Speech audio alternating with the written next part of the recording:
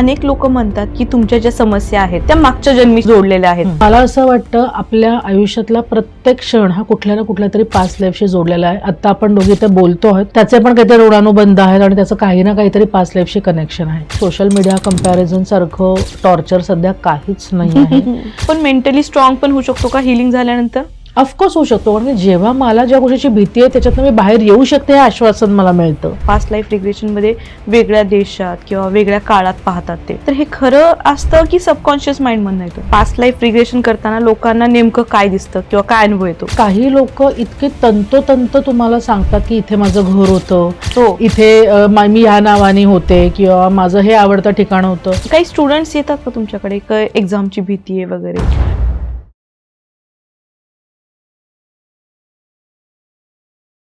नमस्कार, MLA talk show मध्ये तुमचं मनापासून स्वागत आहे. मी आहे तुमची होस्ट अभिलाषा. फेसबुकवर सर्च करा MLA महाराष्ट्रीयन लेडीज असोसिएशन आणि लगेच जॉईन करा. आजच्या आपल्या गेस्ट आपण दुसऱ्यांदा त्यांना इन्व्हाइट करतोय. सो आपण MLA टॉक शो मध्ये अशा लोकांना बोलवतोय की ज्या व्यक्तींमुळे अनेकांच्या लोकांच्या जीवनामध्ये अनेक पॉझिटिव्ह बदल घडवण्यात येतात. सो आज आपल्यासोबत पुन्हा एकदा आहेत शिल्पा पोळ मॅडम. पास्ट लाईफ रिग्रेशन आणि हिलिंग थेरपीच्या माध्यमातून अनेक लोकांच्या मनातल्या भीती, इमोशनल ब्लॉकेज आणि रिपीटेड लाईफ पॅटर्न समजून त्यांना मदत करतात. सो MLA टॉक शो मध्ये हा त्यांचा दुसरा पॉडकास्ट आहे आणि आज आपण बोलणार आहोत पास्ट लाईफ रिग्रेशनवर. सो मॅम, मनापासून स्वागत आहे तुमचं. Thank you so much. कसं वाटतं आता दुसऱ्यांदा येऊन? खूप छान वाटतंय आणि विषय पण इतका सनसनीखेज खबरवाला आहे. हो हो, त्यामुळे आणि आपला पहिला पॉडकास्ट इतका छान झाला की दुसरा करायला अजून जोश आलेला आहे. येस सो बघूयात आपण काय आता गप्पा मारतो आणि लोकांना आपल्याकडनं काय मिळतं. Yes yes. माझा खूप आवडीचा विषय हा पास्ट लाईफ रिग्रेशन. मी तुम्हाला मागच्या वेळेस पण Yes. पाहिलं होतं की एक मूवी मध्ये पाहिलं होतं की पास्ट लाईफ रिग्रेशन किंवा हिलिंग्स. सो मॅम, पहिले तर आता सगळ्यांनाच, मला पण एवढं जास्त नॉलेज नाही डीप त्यामधलं, तर पास्ट लाईफ रिग्रेशन म्हणजे काय? सो अगदी सोपी फोड करून सांगते. हम्म. पास्ट म्हणजे मागचं, गत, लाईफ म्हणजे जन्म आणि रिग्रेशन म्हणजे मागे जाण्याची प्रोसेस. बरोबर. सो गत जन्मात जाण्याची प्रोसेस म्हणजे पास्ट लाईफ रिग्रेशन. हम्म. एक क्विक मध्ये त्याची हिस्ट्री जर सांगायची झाली तर साधारणपणे 19व्या शतकापासून पास्ट लाईफ रिग्रेशन घडत होतं. हम्म. पण त्याला थेरपेटिक काही अप्रोच नव्हता. लोक रिडिंग म्हणून द्यायचे, जसं सायकिक रिडिंग त्याच्या स्वरूपात की तुझा मागचा जन्म मला दिसतोय. तर पूर्वी अगदी आपल्या पुराणामध्ये तर आणि आपल्या धर्मग्रंथामध्ये तर रिइन्कार्नेशन हे तर हो. प्रूव्हन आहे. हो. परंतु सायंटिफिकली जरी बघितलं किंवा एक त्याचे आपण एक्झाम्पल्स बघितले ऍक्च्युअल की कुठे घडले, तर फार इजिप्शियन, ग्रीक मायथॉलॉजीमध्ये देखील त्याचं उल्लेख आहेत. पण ज्याचं ओळख त्याला आपण असं म्हणूया ते साधारणपणे 19व्या शतकापासून सुरू झाले, जिथे ऍक्सिडेंटली पास्ट लाईफमध्ये लोक गेले आणि मग त्याची जास्त अभ्यास केला गेला की हे काय झालं नक्की, लोकांनी काय बघितलं. काही फेल झाले, पण लेटेस्ट ज्याला न्यू एरा असं म्हणूया तर साधारणपणे 1980 साली आपण डॉक्टर ब्रायन वाईसचं नाव खूप कॉमनली माहिती आहे. हो. मेनी लाईव्हज मेनी मास्टर्स वगैरे पासून त्याची जी पुस्तकं आहेत तर त्यांनी ते जास्त प्रकाश झोतात आणलं असं आपण म्हणूयात. आणि त्याला एक थेरपेटिक अप्रोच की त्याचा उपयोग थेरपी म्हणून करता येऊ शकतो, नुसतं बघून काय करायचंय, बरोबर. पण त्याचा उपयोग काय होईल आणि आपल्या आयुष्यात काय बदल करता येईल याच्यावर त्यांनी खूप अभ्यास केला आणि त्यांची तर सगळीच पुस्तकं खूप फेमस आहेत. सुपर. Yeah. सो मॅम, अनेक लोक म्हणतात की तुमच्या ज्या समस्या आहेत त्या मागच्या जन्मीच्या जोडलेल्या आहेत. तर तुम्ही असे काही केसेस पाहिलेत का? सो बघ, आता मी जवळजवळ 12 वर्ष पास्ट लाईफ रिग्रेशन करते, रादर 13 वर्ष. आणि मला असं वाटतं आपल्या आयुष्यातला प्रत्येक क्षण हा कुठल्या ना कुठल्या तरी पास्ट लाईफशी जोडलेला आहे. आता आपण दोघे ते बोलतो आहोत, त्याचे पण काहीतरी ऋणानुबंध आहेत आणि त्याचं काही ना काहीतरी पास्ट लाईफशी कनेक्शन आहे. त्यामुळे मला असं वाटतं की नुसत्या समस्याच नाही, आपल्या आयुष्यात घडणाऱ्या चांगल्या घटना सुद्धा असतील, चांगले पॅटर्न सुद्धा असेल आणि जे डिस्टर्बिंग पॅटर्न आहेत हे सगळेच कुठल्या ना कुठल्या तरी पास्ट लाईफशी कनेक्टेड असू शकतं. सो पास्ट लाईफ रिग्रेशन करताना लोकांना नेमकं काय दिसतं किंवा काय अनुभव येतो? सो लोकांना एकतर आधी ना भीती वाटते की काय बघायला मिळणार आहे. पण आपल्याला जसं स्वप्न पडतं आणि आपण एखाद्या चित्रासारखं टीव्हीमध्ये बघितलेल्या मूव्हीसारखं दिसतं, तितकंच ते स्मूथ आणि क्लिअर असतं. जेवढं आपण ऍक्च्युअली मूव्हीमध्ये ड्रॅमॅटिक बघतो तेवढं प्रत्येक वेळ ते ड्रॅमॅटिक नसतं. काही काही वेळा असतं, नाही असं नाही, कारण की तुम्ही काय प्रसंग बघताय त्याच्यावर ते डिपेंड आहे. पण जसं आपण एखादं स्वप्न कसे सांगतेस इतक्या सहजपणे पास्ट लाईफ रिग्रेशन लोक सांगत असतात. त्यामुळे खूप सिम्पल आहे, लोकांना वाटतं तितकं ती भयानक प्रोसेसच नाहीये मुळामध्ये. ओके. खूप रादर एन्जॉय करणारी प्रोसेस आहे ती. ओके. सो जेव्हा तुमच्याकडे एखादा व्यक्ती येतो तेव्हा तुम्ही त्यांना सजेस्ट करता का की ही थेरपी तुमच्यासाठी करायला पाहिजे, पास्ट लाईफ रिग्रेशन करायला पाहिजे, म्हणजे कुठल्या क्षणी असं वाटतं की तुम्हाला कुठल्या थेरपी च्या अंडर जायला पाहिजे? ओके. सो एक तर बरेचसे लोक क्युरिओसिटी म्हणून येतात, टीव्ही बघून, मूवीज बघून. ते राज पिछले जन्म का जे बागे एवढं फेमस सनसनी झालं होतं ते बघून तर खूप लोकांनी मला अप्रोच केलं. परंतु काही केसेस ज्याला आम्ही म्हणतो ज्या क्लासिकल पास्ट लाईफ रिग्रेशनच्या केसेस आहेत, जिथे माहीत असतं की आज ना उद्या एक ना पुढच्या सेशनमध्ये ते करावं लागेल, तर त्याच्यात जिथे मला दिसतं की काही पॅटर्न जे रिपिटेटिव्ह आहेत, की एखाद्याचं सततच पैशामध्ये लॉस होतोय किंवा second divorce, third divorce, relationship टिकतच नाही आहे किंवा लग्नच होत नाहीये किंवा कोणाला मूलच होत नाहीये, सगळं सायंटिफिकली बरोबर आहे, टेस्ट नॉर्मल आहेत.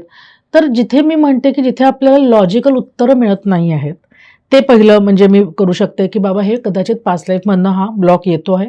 जिथे मला सततचा एक पॅटर्न दिसतो आहे तिथनं येतोय. इमोशनल पॅटर्नही असू शकतो, तो फिजिकली असू शकतो आणि तो फायनान्शियलही असू शकतो. जन्मजात आलेले आजार की ज्याला काहीच आधीचं काहीच नाहीये ना बेस, की ओके तुझ्या वाईट सवयीमुळे हे झालं, पण जन्म झाल्याच तो आजार आहे. मग तो कुठनं येणार, त्याचा पास्ट काय आहे? मग ते पास्ट लाईफच आहे. करेक्ट. सो मानसिक आणि शारीरिक आजारांची साधारण आमची एक लिस्ट आहे जिथे माहिती आहे की इथे मला sure shot past life regression करावं लागेल. तर अशाही केसेस असतात. सो तुमच्या प्रॅक्टिसमध्ये अशी एखादी केस आहे का ज्यामुळे पास्ट लाईफ रिग्रेशनमुळे त्यांचा फिअर किंवा रिलेशनशिपमध्ये जे काय म्हणतात इश्यूज ते पूर्णपणे गेलेले? 100% माझा एक क्लायंट आहे, जो ही वॉज अराउंड 40 आणि त्याला प्रचंड पाण्याची भीती.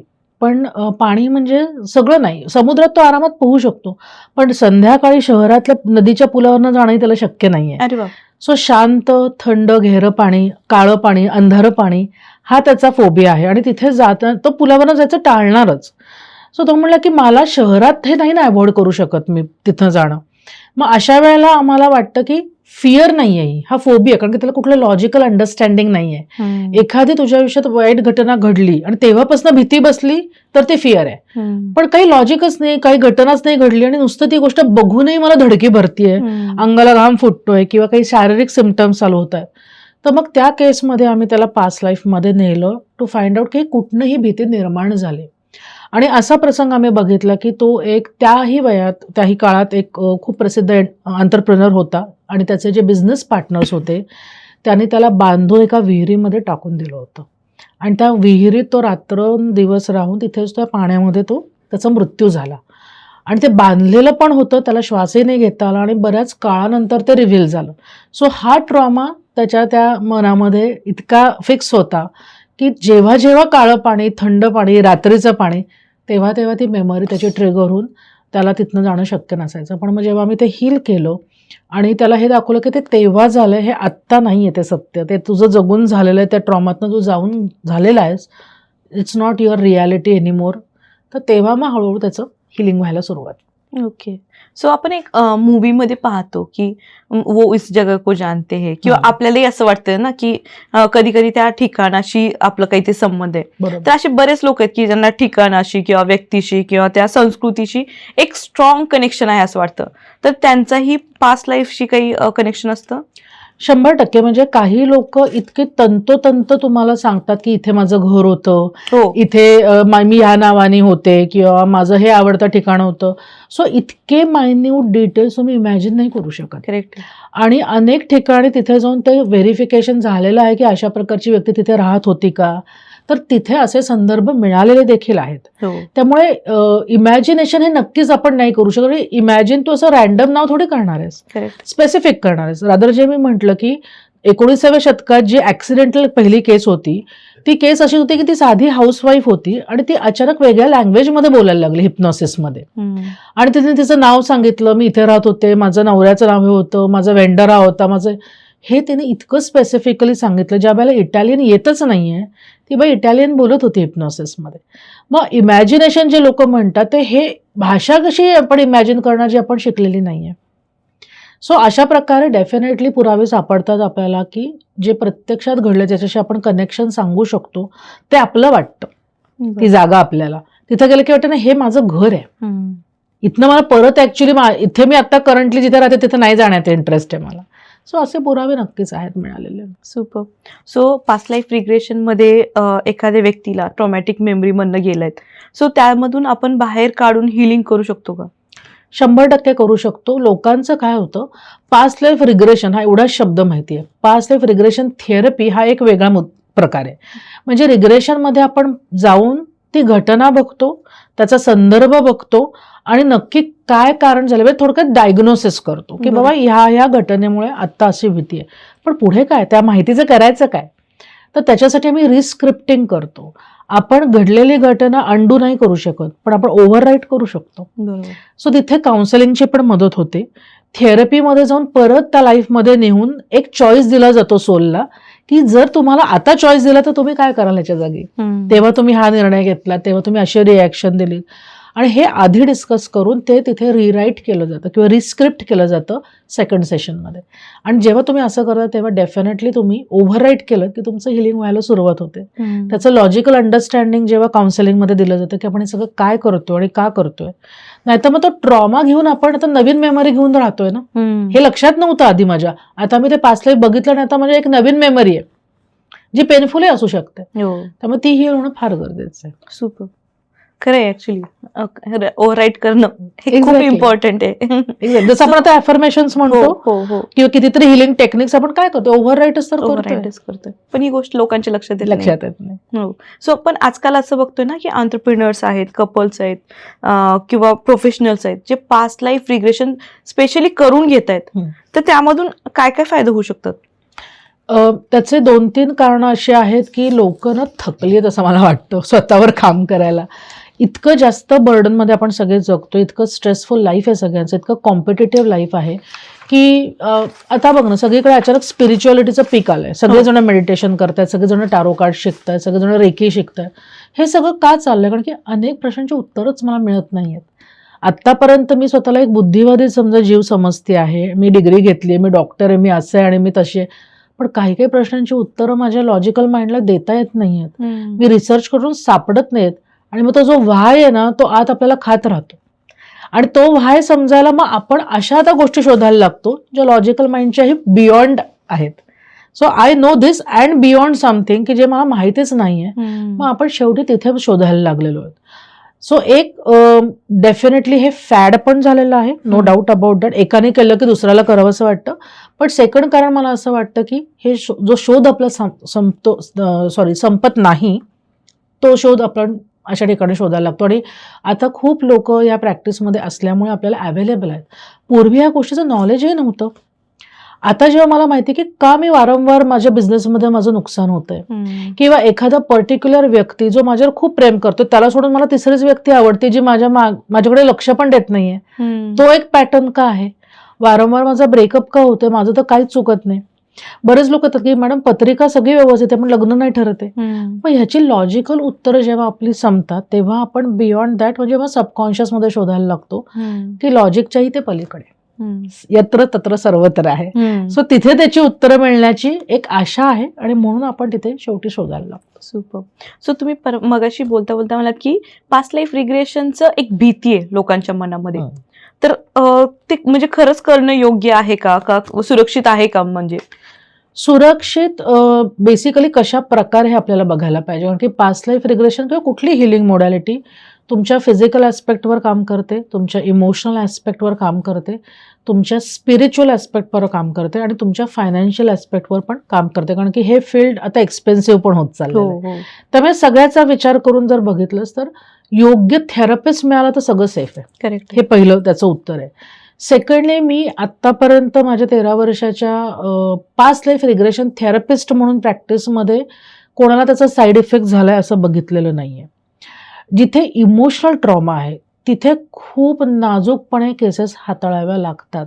इथे कुठेतरी थेरपिस्टही चुकतात ओव्हर कॉन्फिडन्समध्ये जाऊन. अशी काही स्टेटमेंट केली जातात की ते ॲज अ ॲडिशनल मनामध्ये क्लायंटच्या बसू शकतं. त्यामुळे इथे मला असं वाटतं की क्लायंटपेक्षा थेरपिस्टवर खूप मोठी जबाबदारी आहे की आपण काय बोलतोय, इस्पेशली जेव्हा पेशंट हिप्नॉटिक अवस्थेत असेल. कारण की ते अगेन नवीन रिप्रिंट होणार आहे तुमच्या मनावर पेशंटच्या. त्यामुळे खूप नाजूकपणे जर हाताळली एखादी गोष्ट तर कुठलीच अनसेफ आहे असं मला वाटत नाही. समजा मला पॅटर्न बघायचा आहे आणि मला असं कळलं की माझा नवरा गेल्या जन्मामध्ये मला त्रासच देत होता, ह्या जन्मात तर देतोच आहे, म्हणून मी पास्ट लाईफ बघितलं. मग तो गेल्या जन्मातही तेच करत असेल तर मी अनसेफ अशी होऊ शकते की आता मला त्याच्याकडे बघावंसं पण नाही वाटत आहे. अशा ठिकाणी काउन्सिलिंग आणि हिलिंग फार गरजेचं आहे की मुळामध्ये आपल्याला तिथपासून शोधायचं की जेव्हा पॅटर्न सुरू झाला. सो तुमचा जर मार्ग बरोबर असेल, तुम्ही जर सगळे रूल्स अँड रेग्युलेशन फॉलो केलेत पास्ट लाईफ रिग्रेशन थेरपीचे, तर nothing is unsafe. Okay. So तुमच्या म्हणजे तुम्ही 16 वर्षाच्या जर्नीमध्ये खूप सारे केसेस पाहिले असतील, तर तुमच्या नजरेमध्ये एखादा शॉकिंग केस जो तुम्हाला दिसला, एखादं सांगा मला. एक खूप इंटरेस्टिंग केस मी नेहमी एक उदाहरण म्हणून सांगते. ती एक टिपिकल पंजाबी जट मुलगी होती, 6 फूट धिप्पाड, आणि ती वजन कमी करायलाच आली होती आपल्याकडे.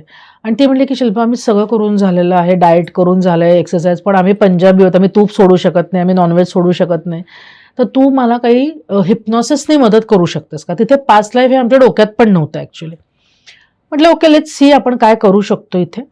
आणि मी तिला हिप्नॉटिक चेअरवर घेतलं, पण मी तिला डोळे मिटायला सांगितल्यानंतर 5व्या मिनिटाला ती ऑटोमॅटिकली पास्ट लाईफमध्ये गेलेली होती. अरे बापरे. आता ते कसं कळलं? तर मी तिला काही सूचना द्यायच्या, ज्या काही आपण पारंपरिक सूचना देतो की रिलॅक्स व्हा, इकडे लक्ष द्या, इथपर्यंत ती पोचलीच नाही. ती 2 मिनिटांनी शांतच झाली, बोलणंच बंद झालं, मला काही रिस्पॉन्स देणं बंद झालं. सो मी तिला थोडा वेळ देऊन तिला विचारलं की तुला काय दिसतंय? तेव्हा ती म्हणली की मी एका बीचवर आहे, पण मी मुलगा आहे. आणि मग तिथे मला कळलं की ऑफकोर्स जेंडर डिफरन्स दिसतो, याचा अर्थ ती कुठल्या तरी पास्ट लाईफमध्ये लँड झालेली आहे. सो मला वाटलं की चलो आपण इथनं आपल्याला तिच्या वेट लॉसवर काहीतरी करता येणार आहे मदत. आम्ही ते अख्खं पास्ट लाईफ बघितलं, त्याचा काही संबंध नव्हता वेट लॉसशी. मी तिला बाहेर काढलं, ते सेशन कंप्लीट केलं, आणि मी दोघी सरप्राईज होतो की काय झालं. ती म्हणली पण मला छान वाटला तो अनुभव, मी परत येईन. असं ओके. सेकंड सेशनला आली, परत तेच 5व्या मिनिटाला ती तिसरंच पास्ट लाईफमध्ये होती.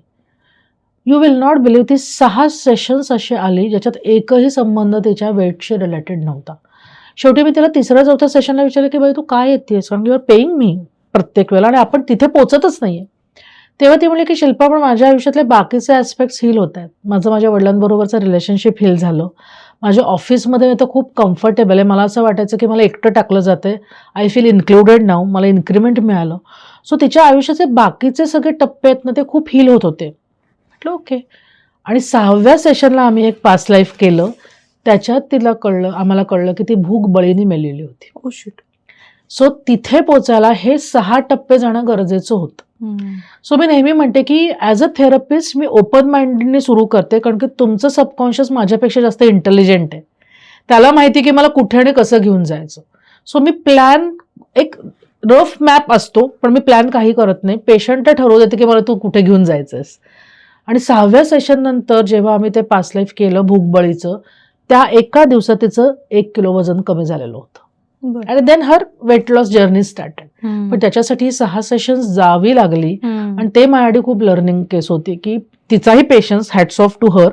आणि मी पण ते सोडलं नाही की नाही, आपण जोपर्यंत ते मिळत नाही तो धागा, तोपर्यंत आपण करत राहायचं. तर तो एक खूप इंटरेस्टिंग मला अनुभव होता. लिटरली गुजबम्स येत आहेत ऐकताना सुद्धा, कारण लोकांमध्ये एवढे पेशन्स नाही आहेत. आणि जेव्हा तुम्हाला पॉझिटिव्ह दिसतंय त्यानंतर ते रिपीटेडली होतंय. सो हे अवेअरनेस खूप गरजेचं आहे, मला असं वाटतं. खूप महत्त्वाचं आहे की तुमच्या क्लायंटचा तुमच्यावर विश्वास असणं, आणि तो रॅपो तुमचा जर चांगला असेल आणि त्याला ॲटलिस्ट तुमच्या इंटेन्शनबद्दल खात्री असेल की आपण जे करतोय ते चांगल्या इंटेन्शनने करतोय, तर खूप सुंदर हिलिंग होऊ शकतात. आणि त्यांचं करताना आपलंही खूप सारं हिलिंग होत असतं बेसिकली. बरोबर. सो तुम्ही असे बऱ्याच लोकांना पाहत असाल की ज्यांचं रिपिटेटिव्ह पॅटर्न आहे, फिअर असेल, फेल्युअर असेल, रिलेशनशिप प्रॉब्लेम्स असतील, तर पास्ट लाईफ ह्याला मदत करू शकतं? निश्चित, कारण की ज्या अर्थी पॅटर्न आहे त्याचा अर्थ सोल काहीतरी शिकत नाही अजूनही. एखाद्या, मी जर पहिलीत पास होत नसेल तर ह्याचा अर्थ कुठेतरी काहीतरी चुकतंय, आणि मी जर सतत पहिलीतच बसून परत पहिलीतच नापास होत असेल तर मला बघायला लागेल की पाणी कुठे मुरतंय. तर तो पॅटर्न ह्या लाईफमधलाही असू शकतो, नाही असं नाहीये. त्यामुळे पास्ट लाईफ हे पहिलं सेशन कधीच नसतं. आधी ह्या लाईफचे पॅटर्न चेक करावे लागतात की लहानपणापासून काही आलंय का डोक्यात, काही लहानपणी कोणीतरी बोलले ते डोक्यात बसलं आहे का. आणि जर हे नसेल तर वी गो बियॉन्ड दॅट. तेव्हा पास्ट लाईफ लागलीच येत नाही. कायम मी सांगते लोकांना की तुम्ही मला पास्ट लाईफ करायचं म्हणून येऊ नका, कारण की माझ्याकडे ते पहिलं सेशन कधीच नसणार आहे. आधी मला तुम्हाला समजून घेऊ देत की तुम्हाला का करायचंय, काय चाललंय. मग त्या पॅटर्नच्या आधी ह्या लाईफमध्ये कारण शोधूयात, आता गडे मुडदे नाही उखाडणे हवे. काहीतरी कारणाने देवाने ती केलेली आहे तयारी की तुम्ही हे विसरलं पाहिजे. मग आपण जाऊन जाऊन ते कशाला खोदून काढायचे, unless it is needed. Correct. So तो खेळ नाहीये. ज्यांना ज्यांना वाटतं की मला पास्ट लाईफ बघायचंय मजा म्हणून, क्युरिओसिटी म्हणून, त्यांच्यासाठी हा संदेश आहे की आपल्याला माहित नसतं की कुठलं पास्ट लाईफ वर येणार आहे आणि त्याचा काय परिणाम होणार आहे. So unless it is recommended, unless it is needed, don't go for that. Correct आहे. करेक्ट आहे. आता तुम्ही तो जी केस स्टडी सांगितली जी तुम्हाला आश्चर्यचकित केली, सो सेम तसंच काही लोकांना पास्ट लाईफ रिग्रेशनमध्ये वेगळ्या देशात किंवा वेगळ्या काळात पाहतात ते, तर हे खरं असतं की सबकॉन्शियस माइंड म्हणणं येतं? निश्चित. म्हणजे मी तुला माझा स्वतःचा अनुभव सांगते की मी जेव्हा शिकत होते आणि आम्ही एकमेकांवर प्रॅक्टिस करताना मी डेमो होते पास्ट लाईफ रिग्रेशनचाच पहिला, आणि मी असं बघितलं की मी एक खलाशी आहे आणि मी या देशातली नाहीये. आणि माझी बोट बुडाली आणि मी एकटी पोहत पोहत एका बेटावर, निर्जन बेटावर पोचले आणि जवळजवळ 10 वर्ष मी त्या पूर्ण बेटावर एकटी होते. मला कोणीही मनुष्य दिसला नाही आणि मी खूप खडतर आयुष्य तिथे काढलं, एकटंच सर्वाईव्ह करायचं. आणि साधारणपणे 10 वर्षांनंतर मला पहिल्यांदा तिथे रेड इंडियन दिसला. पण सुदैवाने त्यांनी मला त्याच्या ह्याच्यात घेतलं, म्हणजे मारलं नाही, राधा तो त्याच्या कबिल्यात घेऊन गेला. त्यांनी माझी काळजी घेतली आणि मग 5 वर्षांनी मी तिथे आय डायड, कारण की मला खूप सारे तोपर्यंत रोग आणि काय काय झालं होतं त्या बेटावर एकटं राहून. पण तो माझा नॉन इंडियन मी बघितला. त्यामुळे ते मी डेफिनेटली सांगू शकते की आपलं असं होऊच शकतं की आपण भारतातलेच नाहीयेत आणि कोणीतरी वेगळ्या देशातले असू शकतो. पण ते किती भारी आहे ना की आपल्याला कळतं येस, की पास्ट लाईफ मध्ये आपण काय होतो किंवा कुठं होतो. Yes yes. Past life regression जेव्हा संपतं सेशन ना, तेव्हा आपण हे उत्तर शोधतो. त्यावेळा जन्म आपला साधारण कुठल्या सालचा आपण जन्म बघितलाय, तुमचं नाव काय होतं, आणि मेन म्हणजे तुमच्या माइंडने हे पर्टिक्युलर पास्ट लाईफ का निवडलं बघायला. तर what is a learning lesson हे आपण विचारतो, त्यामुळे त्याची उत्तरं मिळतात आपल्याला. सो पेशंट स्वतः सांगतो. येस येस, पेशंट स्वतः. हे बघ, पास्ट लाईफ रिग्रेशन अनेक प्रकारे करता येतं. मॅक्झिमम लोक हे हिप्नोथेरपीनेच करतात, पण जे लोक सायकिक आहेत ज्याला आपण म्हणतो, ते तुम्हाला स्वतःहून सांगू शकतात की मला तुझं पास्ट लाईफ दिसतंय, आणि मग तेच तुला सांगतात की त्यांना काय दिसतंय. पण माझ्यासारख्या क्लिनिकल प्रॅक्टिसच्या ह्याच्यात मी स्वतः काहीच बघत नसते. मी फक्त फॅसिलिटेटर आहे जी तुम्हाला त्या प्रोसेसमधून नेते रिलॅक्सेशनच्या. पण काय दिसतंय तुम्हीच मला सांगत असतात आणि मग मी तिकडनं नेव्हिगेट तुम्हाला करत असते की आता हे विचारा, हे जाणवतंय का, मग 10 वर्ष पुढे जाऊन बघा, किंवा आता लास्ट आपण क्षण बघू जिथे तुम्ही तिथे डेथ झाली तुमची, ती कशी झाली. सो हे फॅसिलिटेट मी फक्त करत असते, पण सांगत सगळं आपले क्लायंटच असतं. डेंजरस. आपल्या मनामध्ये अनेक अनएक्सप्लेन्ड फिअर्स असतात, जसं पाण्याची भीती म्हणा. आता पाण्याची भीतीचं तुम्ही उदाहरण दिलं, उंचीची भीती, क्राऊडची भीती. सो ह्या सगळ्या गोष्टी पण ह्या पास्ट लाईफ रिग्रेशन मध्ये काढू शकतो आपण. 100% काढू शकतो जर त्या पास्ट लाईफशी संबंधित असतील तर. त्या फिअर आहेत का फोबिया हे बघायला लागतं, त्याच्यावर डिपेंड आहे. सो आता तुम्ही जसं सांगितलं की रिलेशनशिप इश्यूज किंवा बिझनेस फेल्युअर्स, तर ह्या मागचं कारण पण आपण ह्या थेरपी मधून काढू शकतो. नक्कीच. कारण की काय आहे की बरेचदा ना प्रत्येक गोष्ट ही एक बिलीफ सिस्टम आहे असं मला वाटतं, की जेव्हा माझ्या आयुष्यात सक्सेस येतोय किंवा माझ्या ह्याच्यात फेल्युअर येतोय, तर ह्याचा काहीतरी पॅटर्न आहे माझ्या मनाशी निगडीत आहे. तो पॅटर्न कुठनं सुरू झालेला असेल त्याच्यावर ते डिपेंड आहे. आता सक्सेसचाही पॅटर्न असू शकतो की मला कायमच सक्सेस मिळाला, मी ज्याच्यात हात घालेन तिथे सोनं आहे, असं असू शकतं. किंवा मी कितीही मेहनत केली तरी ऍट द एंड मला फेल्युअरच येतं. जर मला वाटलं की हे ह्या जन्मातलं नाही, माझं बालपण छान गेलंय, माझं शिक्षण छान झालंय, मला कधी कुठला ट्रॉमा नाहीये, मग डेफिनेटली हे त्याच्याही पलीकडे आहे. मग अशा वेळा असं असू शकतं की गेल्या जन्मात आयदर तुम्हाला फेल्युअर झालंय की त्याच वेळा तुम्हाला सांगितलेलं की तुम्ही कशाच कामाचे नाही आहात, यू आर कंडम पर्सन, तुम्हाला काहीच येत नाही, असं त्याच वेळा तुम्हाला तुमचा आत्मविश्वास घालवला गेला आहे का, किंवा इतकं मोठं ट्रॉमॅटिक काहीतरी फेल्युअर आलंय की त्याच्यातनं तुम्ही बाहेरच नाही पडू शकलेला अजूनही. कारण की शरीर जातं मृत्यूनंतर, पण मन नाही जात ना, कारण की ती एनर्जी आहे, ती डाय नाही होणार आहे. सो मनात विचार आहेत, ऊर्जा आहेत, सगळे थॉट्स आहेत, इमोशन्स आहेत, ते पण कॅरी फॉरवर्ड होतात. बरोबर. त्यामुळे ते जोपर्यंत हील नाही होत तोपर्यंत आपण तेच पॅटर्न डेफिनेटली पुढच्या लाईफमध्ये देखील करू शकतो. आणि कधी कधी ना राग, भीती नाही, फक्त राग, गिल्ट, या सगळ्या निगेटिव्ह भावना सुद्धा असू शकतात तुमच्या आत्ताच्या लाईफच्या समस्यांसाठी. एक क्विक उदाहरण सांगते परत. एक कपल आलं, त्यातली स्त्री स्वतः हिलर आहे आणि मिस्टर ते बऱ्यापैकी वेल नोन ज्योतिषी आहेत. बर. पण ते ह्याच्यासाठी आले की मूल नाही आहे आणि पुण्यातल्या वेल नोन डॉक्टरकडनं ट्रीटमेंट चालू आहे आणि त्या डॉक्टरांना पण अचंब्यात आहे की सगळं व्यवस्थित आहे, पण मलाच नाही माहिती वाय यू आर नॉट कन्सिविंग. आणि ते म्हणले की शिल्पा पत्रिकेत आहे अँड यू नो की मी पत्रिका बिलीव्ह करतो, तर मला फक्त काय तुझ्याकडनं मदत हवी आहे. म्हटलं आपण एक क्विक एक छोटीशी टेस्ट करूया. तर दोघांना बसवलं, त्यांना म्हटलं डोळे मिटा आणि फक्त हातात बाळ इमॅजिन करा. That's it. की तुम्ही ऍटलिस्ट आई वडील बनायला तयार आहात काय मला बघू देत. कारण की आपण तयार न होण्याची अगेन वेगळी कारणं असतात. ते गृहस्थ एकदम कम्फर्टेबल होते, त्यांना छान वाटत, ते एक्सप्लेन होते बाळ असं आहे तसं आहे. आणि ज्या स्त्री, त्यांची जी बायको होती ती अशी एकदम स्तब्ध झाली आणि नंतर अचानक धाय मोकळून रडायलाच लागली. आणि ती तिथल्या तिथे पास्ट लाईफ रिग्रेशनमध्ये गेली होती. म्हणजे मी तिला हिप्नोटाईज पण केलं नव्हतं. ती म्हणली की हे माझं बाळ आहे आणि गेल्या जन्मात मी तिला मारलंय. Oh shit. आणि मग तिला मी तिथनं बाहेर कोण हिप्नोचेअरवर नाही घेतलं, मी तिथेच तिचं रिग्रेशन चालू केलं. मग ओके गो बॅक, सांग काय झालं कसं झालं. आणि मग तिने जी स्टोरी सगळी उलगडत गेली.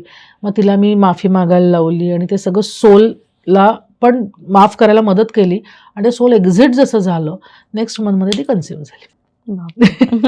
खूपच डेंजर. एक्झॅक्टली. सो पॅटर्न किती डीप जाऊ शकतो याची उदाहरणं आहेत. आणि ही याची डोळा बघितलेली उदाहरणं की हे सुद्धा की मी हिप्नोटाईज केलं सुद्धा नव्हतं, फक्त तिला इमॅजिन करायला लावलं बाळ. याचा अर्थ काय, ते पास्ट लाईफ तितकं ऍक्टिव्हली तयार होतं हील व्हायला. हो. तिला गरज पण नाही पडली हिप्नोथेरपीची, किंवा त्या पंजाबी मुलीला सुद्धा गरज पण नाही पडली. They were already ready to get healed. तळाशी होते, फक्त आपलं टच करायचं होतं आणि ते सुरू झालं. सो अशाही केसेस आहेत की ऍक्सिडेंटल पास्ट लाईफ म्हणतो आम्ही, की याच्यात काही प्लॅन केलेलं नव्हतं. आणि काही जे असतात जे 10 सेशन्स आम्ही प्रयत्न करतो, पण ते पास्ट लाईफ पर्यंत जात नाही. कारण तुमचं मन तयार असतं हे जरुरी नाहीये. मला वाटतंय मला करायचंय, मला वाटतं हा पॅटर्न करायचं, पण तुमच्या मनाला जर एवढी काहीतरी भीती असेल की त्याला माहिती की किती डार्क काहीतरी आहे, तर ते तुम्हाला तिथे जाऊ देत नाही, तर तुम्हाला ब्लॉक करतो. सो मग अनेक सेशन करून देखील पास्ट लाईफ रिग्रेशन सक्सेसफुल होत नाही. बर. आता ही एक नवीन गोष्ट कळाली मला की एक्झॅक्टली. मला असं वाटत होतं की मी आले की मला ते सेशन मिळणार आहे आणि मी मागच्या जन्मी जाऊन मी बघणार आहे की मी काय काय चुका केल्यात. कॉन्शियसली तू तयार आहे, सबकॉन्शियसली नाही ना माहिती. हो. एक अमेरिकेतनं आलेली मुलगी होती, म्हणजे भारतातलीच, पण ती 15 दिवसासाठी आली. मला म्हणली मला करायचंच आहे. आणि मी तिला हे सांगितलं की अगं मी असं गंमत म्हणून नाही करत, उगीच कशाला, काय तुला बघायचं. नाही मला बघायचंय. म्हटलं मी तुला आधीच वॉर्न करते की तुला बघायचं आहे, तुझं सबकॉन्शियस म्हटलं तुला दाखवायचं की नाही मला माहित नाही. आणि रादर त्याच्यावरच मला जास्त कळलं की तिची आम्ही त्या 15 दिवसात 3 सेशन केले, पण ती हिप्नोटाईज पण नाही होऊ शकली. Forget about past life. Okay. कारण की आपल्याला इच्छा खूप असतात, पण आपला रेडीनेस वेगळा आहे. तो आहे की नाही माहित नाही आपल्याला, आणि म्हणून तो खेळ नाही करायचा. बरोबर. पण त्यामुळे आपण मेंटली स्ट्रॉंग पण होऊ शकतो का हिलिंग झाल्यानंतर? ऑफकोर्स होऊ शकतो. कारण की जेव्हा मला ज्या गोष्टीची भीती आहे त्याच्यातनं मी बाहेर येऊ शकते हे आश्वासन मला मिळतं. बरोबर. जे काही माझं दुःख आहे किंवा शारीरिक त्रास आहेत ते जे मी अनेक वर्ष जगतेय कदाचित, त्यातनं मला कोणीतरी सांगतं की हे हील होऊ शकतं आणि ते मी बघितल्यानंतर मला बरं वाटतंय, तर डेफिनेटली त्याचा फायदा होतो. आणि का नाही, म्हणजे it's a very amazing healing process. Super. फक्त ते दुधारी तलवार आहे. हो.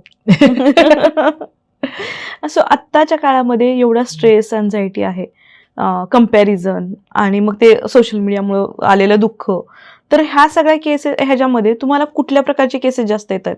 Comparison, yes. कारण की सोशल मीडिया कंपॅरिझन सारखं टॉर्चर सध्या काहीच नाही आहे. फेसबुकवर कोणी कार घेतली, कोण ट्रिपला गेलं, कोणाचे कुठले छान वेडिंग अॅनिव्हर्सरीचे फोटो आले, कोणाचे यूट्यूबवर किती सबस्क्रायबर्स वाढले. म्हणजे जेलसीला सुमारच नाही राहिलेला आहे.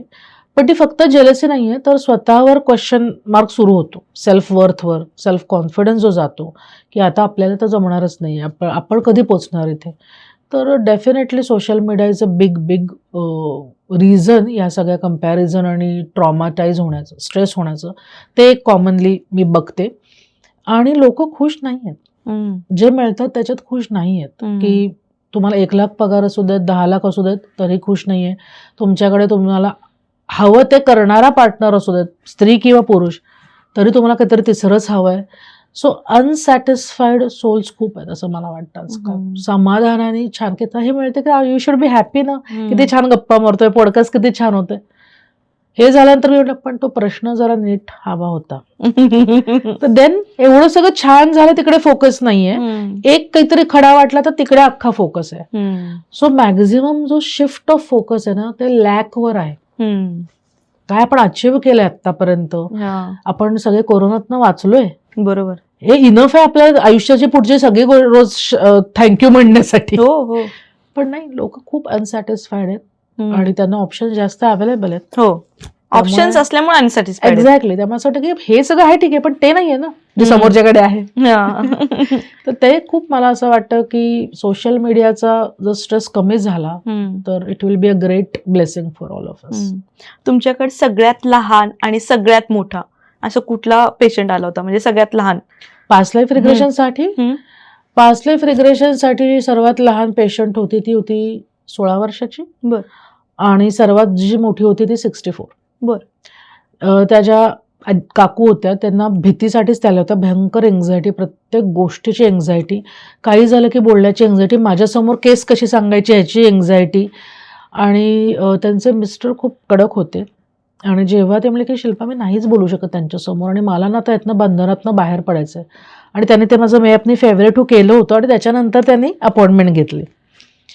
तर त्यांना जेव्हा हिप्नोटाईज केलं गेलो आणि तिथे मी एज रिग्रेशन केलं होतं, पास्ट लाईफ रिग्रेशन नाही. एज रिग्रेशन म्हणजे ह्या जन्मात आईच्या पोटात असल्यापर्यंत न्यायचं मागे.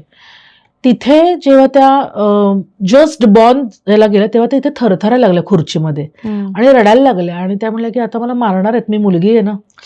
ओके. आणि त्यांना उचलून मारायला नेणार तेवढ्यात त्या गावातलं एक काकू का कोणीतरी म्हणलं की एक काम करू, तिला गायीसमोर टाकूयात, जर गायीने हुंगली ना तर हिला ठेवायचं, गायीने जर मान वळवली हिच्याकडे नाही बघितलं हिला मारून टाकायचं. आणि हे सगळं ते नॅरेट करत होत्या मला डोळे मिटून रडत रडत, आणि सुदैवाने ती गायीने तिला चाटलं म्हणून त्या जिवंत आहेत. सो अस्तित्वाचीच भीती जन्मापासून आहे, तिला पास्ट लाईफ रिग्रेशनची गरजच नाहीये. तो ट्रॉमा तिच्या बाय बर्थ आहे, तिथेच ट्रॉमा काढणं फार गरजेचं आहे. त्यामुळे पुढची सगळी जी आयुष्याची 64 वर्ष आहेत ती त्या बेसवर आहेत ना, त्या भीतीवर डिपेंड आहेत. अस्तित्वालाच माझं नाकारलं गेलेलं आहे, तर बाकीच्या पुढच्या गोष्टी कधी कोण ऍक्सेप्ट करणार. बरोबर. सो असे ट्रॉमा सुद्धा काढावे लागतात, बर्थ ट्रॉमा.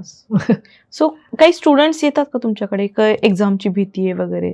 येस ऑफकोर्स येतात. फक्त त्याला काही पास्ट लाईफचीच प्रत्येक वेळा गरज पडते असं नाही आहे. कारण की ती भीती कुठनं सुरुवात झाली याचं बरेचदा शाळेमध्ये, कम्पॅरिझनमध्ये, पॅरेंटिंगमध्ये पण त्याची उत्तरं असू शकतात, किंवा एकदा फेल झालं मग तेव्हापासून त्या पर्टिक्युलर विषयाची भीती वाटणं, या गोष्टी असू शकतात. सो बऱ्याच वेळेस आपण जसं सांगितलं की तुम्ही हे सुरक्षित आहे, जर तुम्ही परफेक्ट हिप्नोटाईज किंवा थेरपीवाल्यांकडनं करून घेतलं तर त्यानंतर जेव्हा हिलिंग होते तेव्हा ती बरोबर म्हणजे हील होऊन बाहेर येते, किंवा म्हणजे काय साईड इफेक्ट्स असतात त्याचे?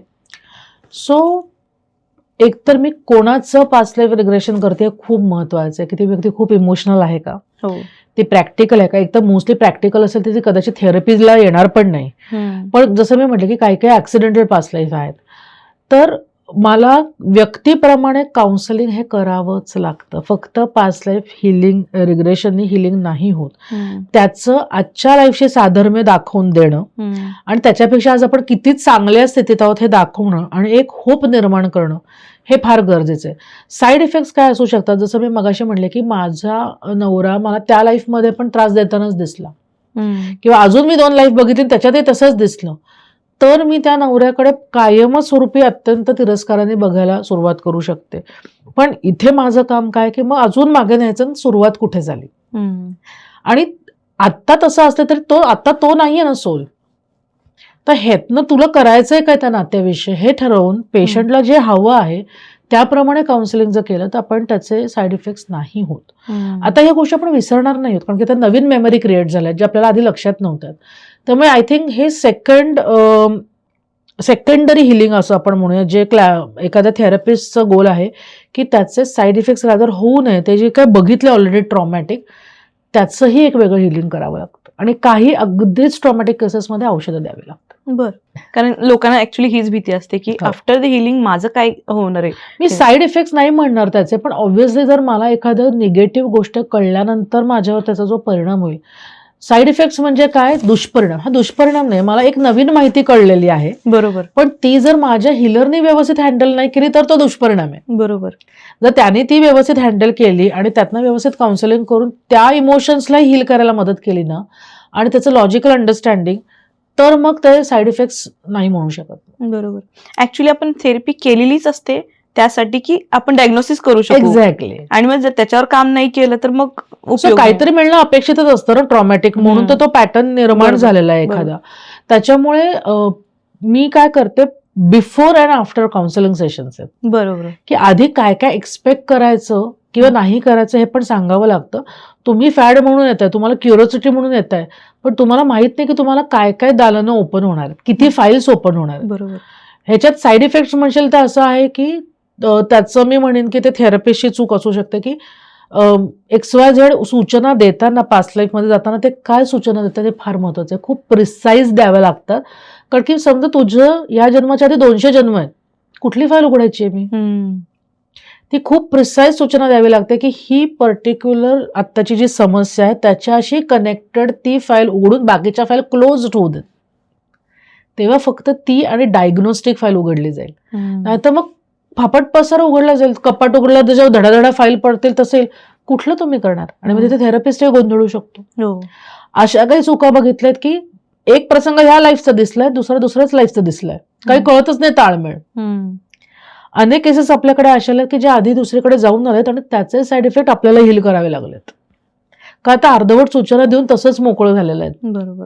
So I think side effect हा जो प्रश्न आहे किंवा त्याची भीती हा प्रश्न आहे, तो पूर्णपणे त्याचं दायित्व जे आहे ते हिलरवर आहे, थेरपिस्टवर आहे. सुपर मजा आली, म्हणजे खूप गोष्टी शिकण्यात आल्या मला. Yes. आणि वेगळा विषय होता, खूप छान. इंटरेस्टिंग विषय होता ऍक्च्युली. सो मॅम, तुम्ही तर आज आलात पास्ट लाईफ रिग्रेशन बद्दल एवढी इंटरेस्टिंग माहिती दिली. अनेकाच्या मनामधली जी क्युरिओसिटी आहे, भीती आहे, ती निश्चित ह्या सेशन नंतर गेली I असणार आहे. really hope so. हो. आणि जर ज्यांना रिपिटेटिव्ह पॅटर्न्स आहेत, भीती आहे, एन्झायटी आहे, सो ते निश्चित तुमच्याकडे येतील की का होतंय रिलेशनशिप मधले प्रॉब्लेम्स सॉर्ट आउट करण्यासाठी. आणि आज तुम्ही एवढं नॉलेज शेअर केलं आमच्यासोबत, सो मनापासून धन्यवाद. थँक्यू सो मच इथे मला परत एकदा बोलवल्याबद्दल. थँक्यू. थँक्यू.